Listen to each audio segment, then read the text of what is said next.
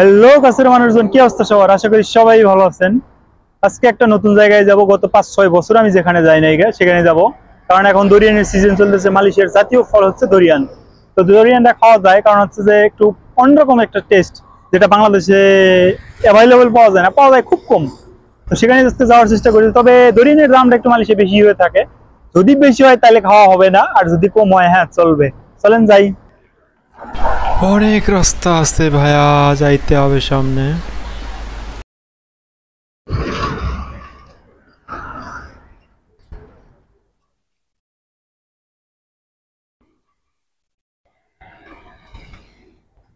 এখনো অনেক রাস্তা পাড়ি দিতে হবে।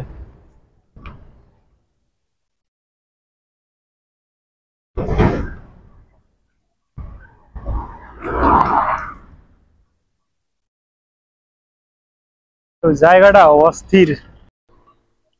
বাইরে ভাই, সামনে যে উঁচা দেখতেছি, এটা উঠতে আমার সাইকেল নিয়ে পুরো পেন ফেটে দেবো ডাইরেক্ট।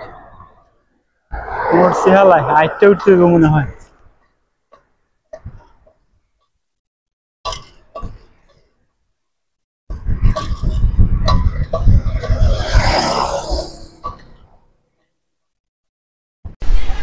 ওকে, আমি পাসামালামে চলে এসেছি। মানে বিকেলে যে বাজারটা বসে এর নাম পাসামালাম বলে। এখানে রামবুদানও আছে, গাব আছে, আবার দরিয়ানও আছে। কাঁঠালের মতো, সেম কাঁঠালের মতো, কিন্তু ভিতরে অন্যরকম।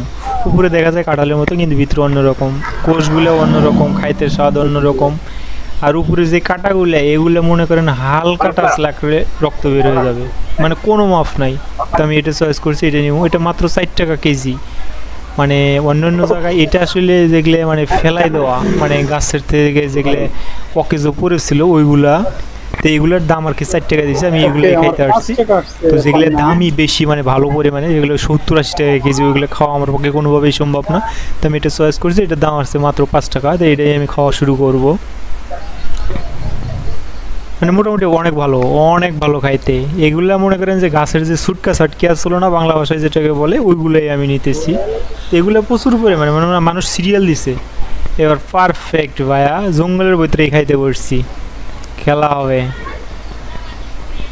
দোকানে বসে বসে খাওয়া শুরু করে দিছে।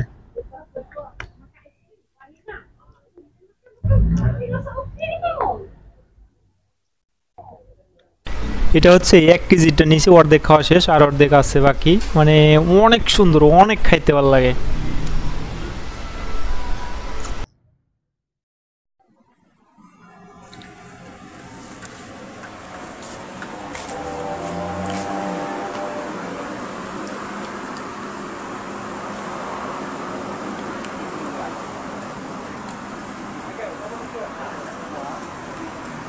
ওকে, সবাই ভালো থাকবেন। আজকে বেশি খাওয়া হয়ে গেছে গা, ডাইরেক্ট 2টা মেরে দিছি।